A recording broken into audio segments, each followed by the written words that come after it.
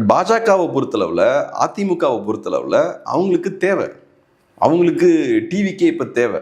அவங்களுக்கு ஏன் தேவைன்னா, இப்போ திமுகவை வீழ்த்தணும்னா திமுகவுக்கு எதிராக இருக்கக்கூடிய வாக்குகள் எல்லாத்தையும் ஒன்று சேர்க்கணும், ஆன்டிடிஎம்கே ஓட்ஸ்லாம் ஒன்று சேர்க்கணும். ஸோ அந்த வகையில் அதிமுகவும் பாஜகவும் ஒன்று சேர்றாங்க. ஓரளவுக்கு திமுக எதிர்ப்பு வாக்குகள்லாம் ஒன்று சேருது.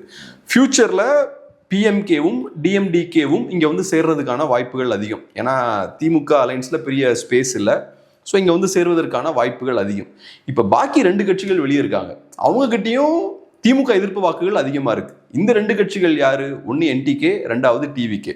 என்டிகேவை என்ன பண்ணாலும் உள்ளே கொண்டு வர முடியாது. ஸோ அந்த ஆப்ஷன் அவங்களுக்கு கிடையாது. ஸோ இப்போ டிவிகேவை அவங்க உள்ளே கொண்டு வந்தே தீரணும்.